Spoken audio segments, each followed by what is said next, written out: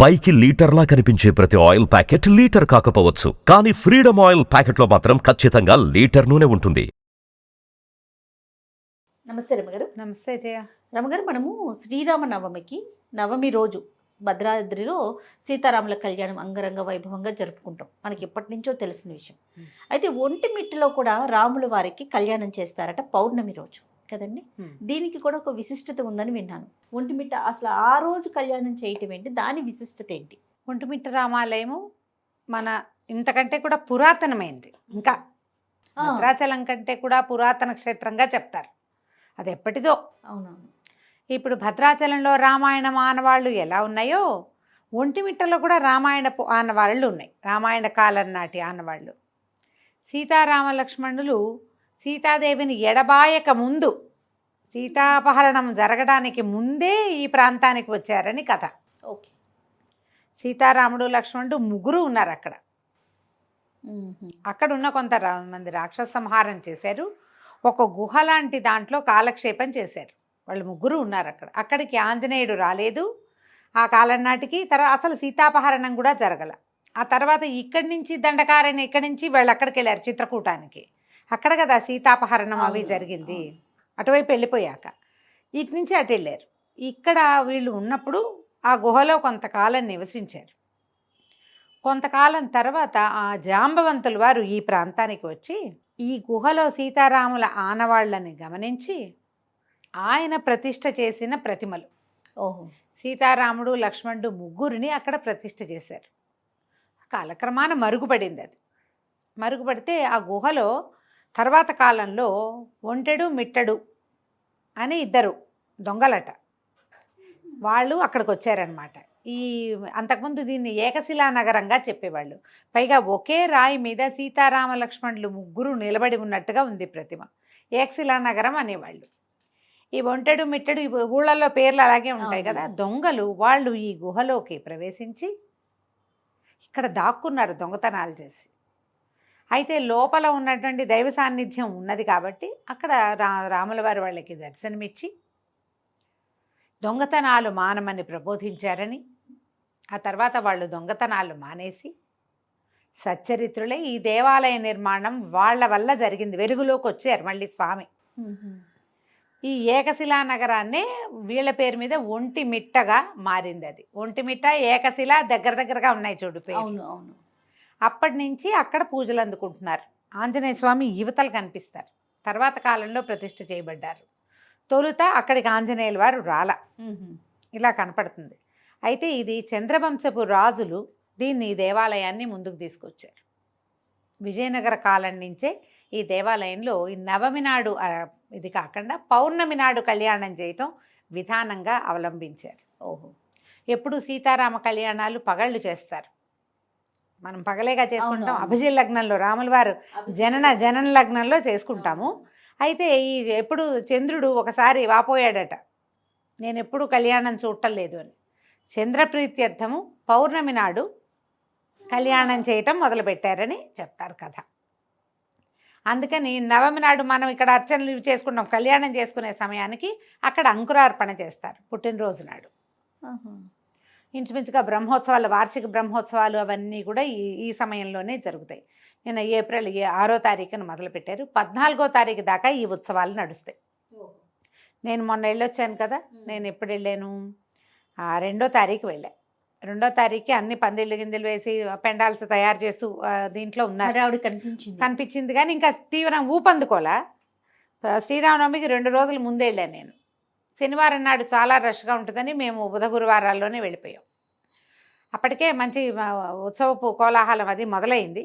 జోరుగా కాకుండా ఒక మాదిరిగా ఉందన్నమాట. అయితే ప్రతిసారి వెళ్ళినప్పుడల్లా ఆ దారిలో తిరుపతి వెళ్తే ఒకసారి ఒంటిమిట్టలో వచ్చేటప్పుడో వెళ్ళేటప్పుడో ఒక్కసారైనా దర్శనం చేసుకొస్తున్నాం. ఈ మధ్యకాలంలో మానల ఏముంది కారాపతి 10 నిమిషాల లోపలికి వెళ్ళి వచ్చేసేద్దాం అని ఒక మాట వెళ్ళి చూస్తే ఎంత బాగుంటాయో జయ. రాముల సీతారామ లక్ష్మణుల విగ్రహాలు నున్నగా, ముఖాలు అవి చక్కగా ఉంటారు. ఆలయ ప్రాంగణం కూడా ఎంత పెద్దది, ఎలాంటి శిల్పం చేయాలి. అవునండి. ఒక ఎల్లో షేడ్ లో కనిపిస్తుంది కదా రమ్మగారు. రాతి లక్షణం. అవును. ఆ రాయి వల్ల అలా కనపడుతుంది. అసలు ఎంత పెద్ద దేవాలయం చూడలేదండి. మన వైపు తక్కువ. అవును, చాలా పెద్దది. పెద్దది. అసలు ఆ స్తంభాల మీద, ఆ గాలి గోపురాల మీద ఆ చెక్కడము, ఆ శిల్పము చెప్పి తీరాలి. అవును. భలే బాగుంటుంది. ఇదివరకటి కంటే తర్వాత మనకంటే బైపర్కేషన్ తర్వాత, మనం విడిపోయిన తర్వాత, రాష్ట్రాలు విడిపడిన తర్వాత ఒంటిమిట్ట రామాలయానికి చాలా విశాల ప్రాంగణం అది పెద్దది చేశారు. చాలా పెద్దదైంది. ఇదివరకటి కాలంలో 20 ఏళ్ల క్రితం వెళ్ళినప్పుడు చుట్టూతా అంత పెద్దదిగా లేదు. ఒకడే రాముల వారు అలా నిలబడి ఉన్నట్టు ఉండేది. ఇప్పుడు అన్ని మాడవీధులుగాను చక్కగా అంతా డెవలప్ చేసి ఒక చిన్న పార్క్ లాంటి అంబియన్స్ కల్పించి వైశాల్యం పెంచారు. క్లెన్లీనెస్ చాలా అద్భుతంగా క్లీన్గా అవును. నీట్ అండ్ టైడీగా ఉండి, మళ్ళీ తర్వాత ఏమో అవతల ఏదో బావి అవి ఉన్నాయి కదా, ఆ వాటన్నిటినీ డెవలప్ చేశారు. ఆపోజిట్ లో మన హనుమాన్ టెంపుల్ ఉంటుంది కదా రమ్య గారు? హనుమాన్ టెంపుల్ ఉంటుంది. ఇవన్నీ చక్కగా నీట్గా డెవలప్ చేశారు.